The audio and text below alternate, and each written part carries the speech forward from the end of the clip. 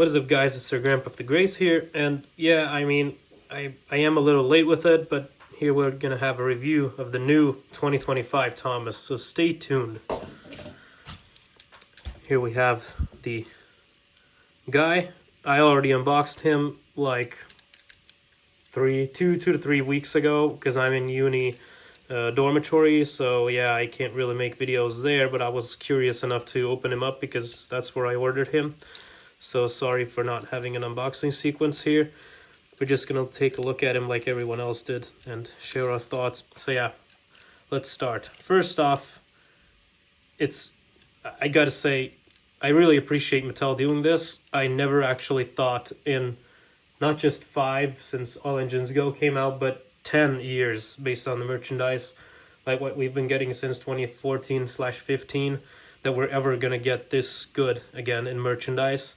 And I thought that it's only gonna go downhill from there, and that's it. Maybe with the 2022 Wooden Railway line, I got a slight hope, but after that being discontinued like after 2 years and only still having sort of the original run and no new releases in 2 years, just the original ones that were released in 2022, and then, you know, selling those for 2 years and then discontinuing the whole line. I never thought that we're gonna get this, not even because of the 80th anniversary. But man, I was wrong. Like, I was not, like, last time I was that hyped about Thomas, like I was when I first saw these being announced, was when I think I saw Journey Beyond Sodor's trailer. Because yeah, I was really hyped for that movie for some reason. Even though it's not the best, I still love it. So yeah, you know why not since before this one, because between Journey Beyond Sodor and this, nothing really good came out of Thomas. Maybe Royal Engine was nice, but I mean, hype-wise, you still have some great episodes and some hidden gems in the WUB era, nothing in the All Engines Go era. But yeah, so yeah, this was the most hyped thing for me since Journey Beyond Sodor, basically. But yeah, let's get to the review. First off, what should we start with, the gripes or the positives? Yeah, you know what, let's talk the positives. We have 3D buffers that we got from the All Engines Go stuff, so like that's a plus from them, I guess. Painted buffers, although not at the back, but that's going to be with the gripes. Finally, for the first time, like ever, if we're not counting the talkings, we have actual molded lamps both at the back and the front. Lovely sloped running border for Thomas. We have these smoke box guards, something like that, smoke box holder thingies. I'm not sure what these are called. Yeah, we got these on the original Push Along Thomas as well, but yeah, that wasn't the biggest thing you looked at when you had this shit. Yeah, new wheels, which I gotta say are better than the other wheels we had. These ones is nice. We have the rivet details first, actually, on a diecast Thomas. We have it on the minis currently, and also on the 2022 Wooden Railways, and of course the motorized ones that were released with this. Separately applied whistle, which we also got with the All Engines Go stuff. We have we have a hollow cab, separately molded coal. What else is really nice? Yeah, with the handrails, but that can be set with the rivet decals. What else do we have? Yeah, well, actually, good proportions. Like, it's not squashed like it used to be for, what, 7 years? Yeah, this little, I don't even know how to say this, but this little thingy that comes out of the back of Thomas, like at the bunker, this little bump thingy, which is actually correct here because Thomas has that, and I always noticed, and I always knew it was here, but it was never there on the diecast, so I'm glad it's finally there. The face is awesome. It's like a mix between the CGI and the classic series faces based on these slightly angled eyebrows.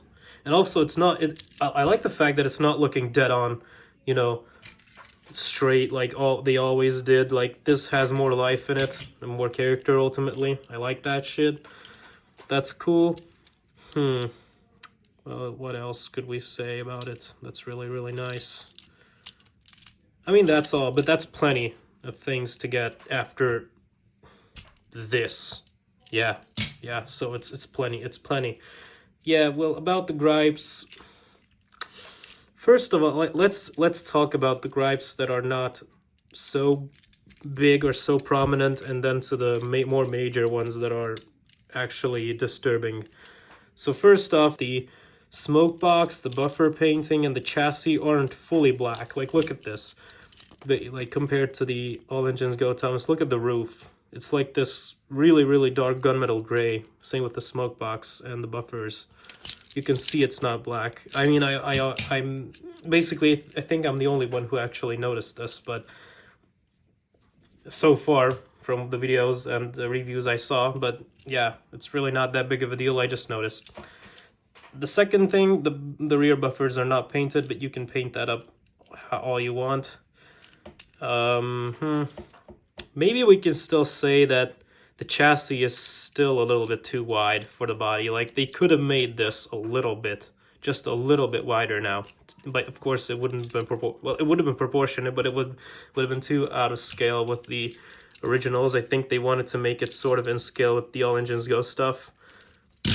But yeah, it's miles better than this shit, because this scale was still, you know, sort of made for the original chassis, like these, like these ones that were used the Adventures line, like the bodies themselves. But the chassis were like these bulldozer ass things. Like, Thomas looks like Terrence here. It's awful, but here it's not that prominent. Maybe another thing is the side rods. I like the side rods. I love them that they added them. They just the execution that's not so great. Like, look at this. They are so poking out of the body. Like, it's so really noticeable from the front. Look at it. And it even adds to the bulldozer-ness of the whole thing. That's something I don't like. But I love the side rods. Like, from the side, they look absolutely phenomenal. But from the front, it's not so great. You can see, especially not from the top. Yikes. So yeah, they could have executed this a little bit better, like they did on the Earls. But of course, the Earls had a super narrow chassis, so it fit under the running board. You can see that. But I'm glad we got the side rods back after 21 years. Yeah, that's nice. Also, what else can we say? Yeah, of course, the number 1 on the boiler is not in the center. Like, look at it. It's not in the middle. For example, look at my main Thomas here, or any other Thomas, perhaps. You can see that the number 1 is in the dead middle of the rectangle here, plus the side tank. But here you can see it's a little shifted to the front. I don't know why. That's like there's no literal explanation for why they did this. There's no functional way or functional explanation for it. Same goes for the chassis or the wheels. Like, they're shifted to the back for some reason. I still didn't know why. That's also something I don't understand. Like, why would you do that, Mattel? Whatever. Maybe that we can nitpick that the dome is a little bit too fat. Like, it's supposed to be a little bit more sleeker. Look.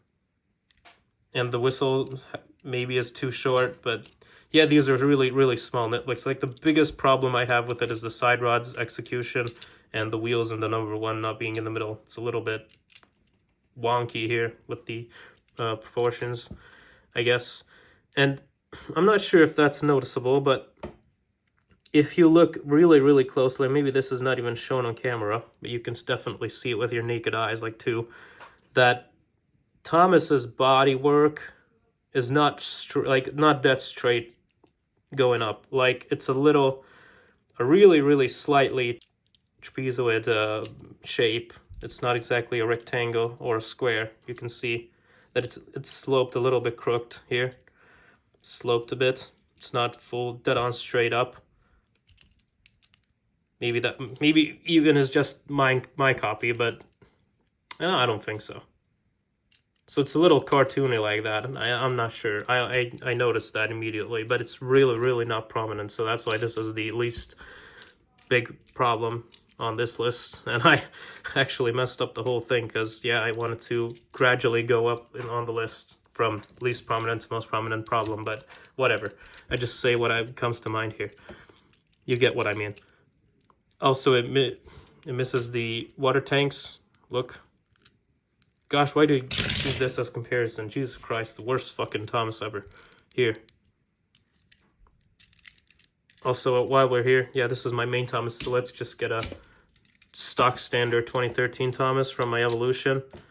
We can see it next to the so far best diecast Thomas we ever got, the 2013 Take and Play Thomas. You can see. Well, yeah, I'm glad that this clip engineering stuff has gone, because I don't like that line staying there, especially if it's unpainted. Like, the Trackmasters also use this technique, but they at least tried to paint it for the 2010 set exclusive Thomas, at least the earlier versions. But here it's not even bothered to be painted, it's just there, and I don't like it. So that's one of my biggest nitpicks about this Thomas, but otherwise, I wouldn't say this is better, because it's not. I mean, yeah, maybe functionally it has side rods, smoke box guards, slope running board, lights, and 3D buffers, but the overall look and the overall vibe of it is just doesn't hit the same like this. And also the compatibility. Look, you have Thomas.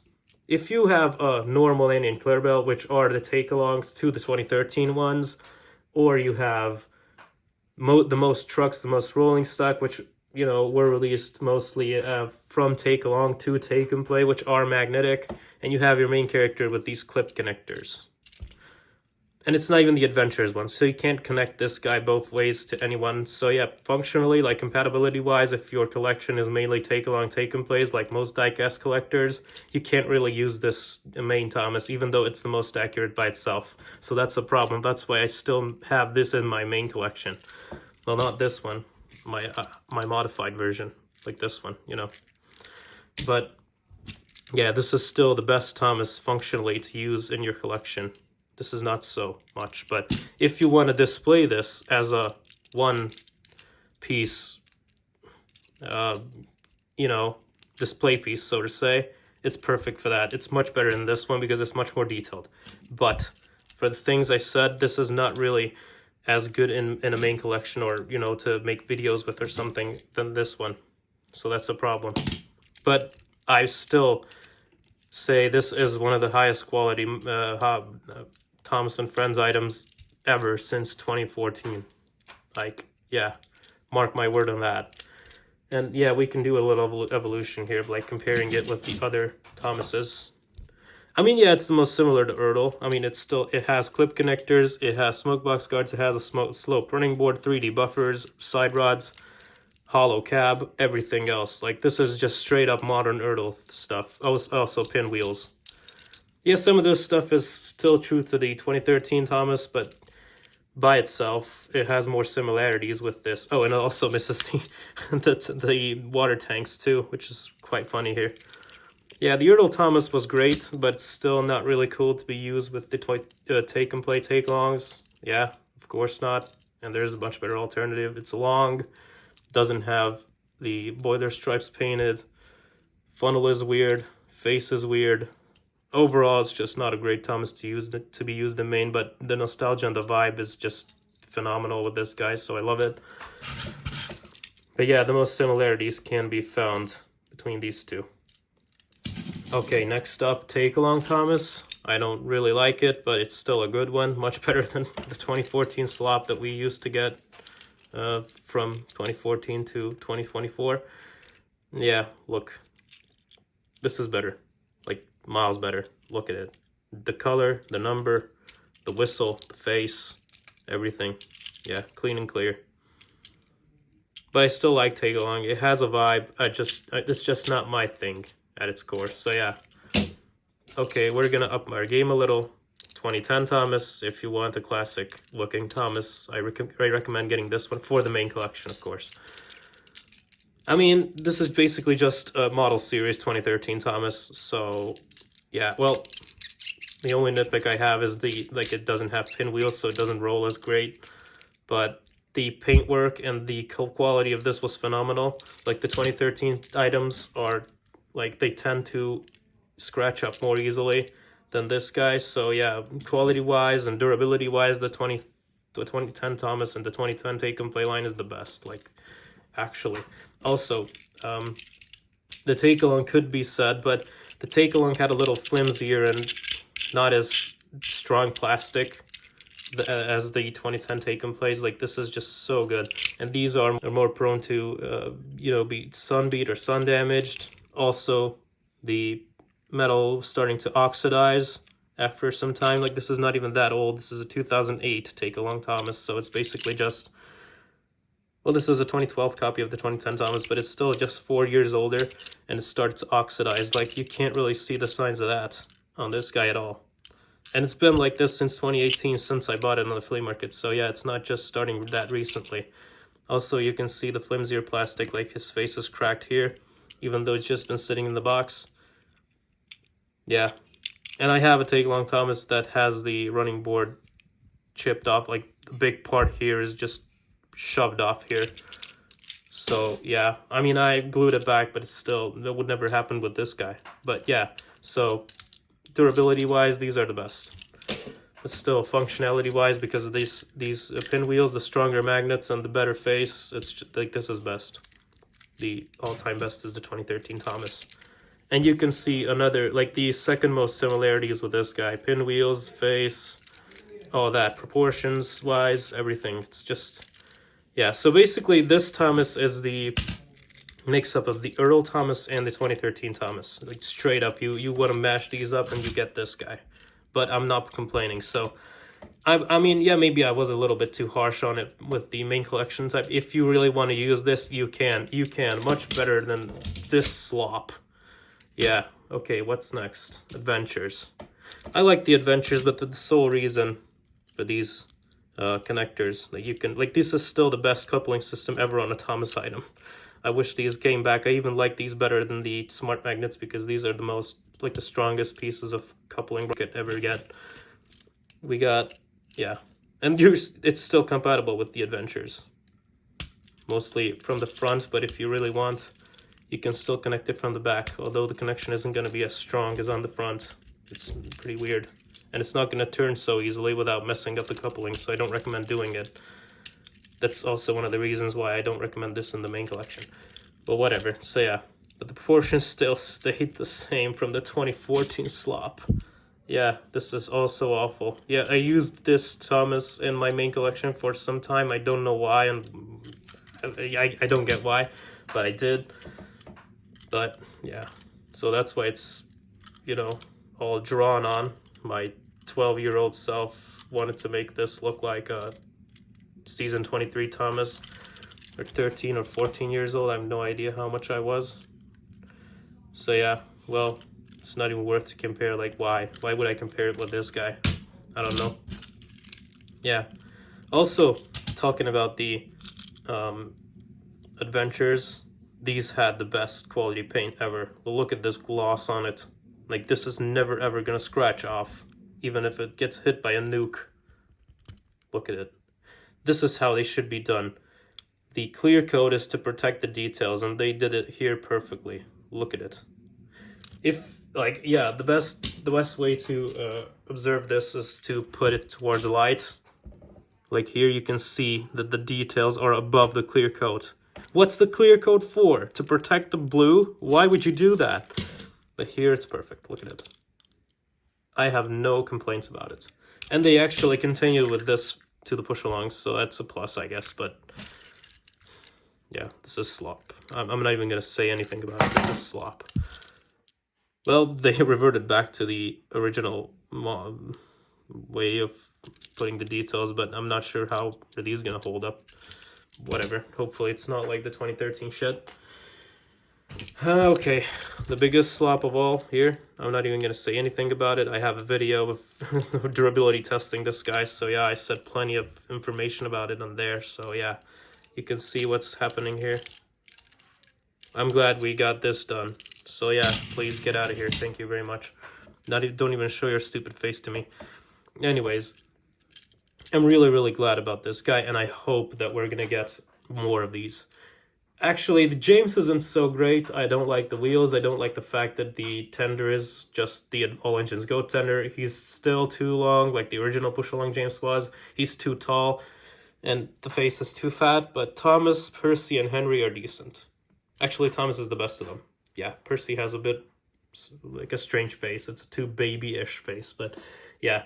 I hope we're going to see more of this line, and I hope it's not going to be a reuse slop like the Diesel is. And recently they announced a red Rosie with the new wheels.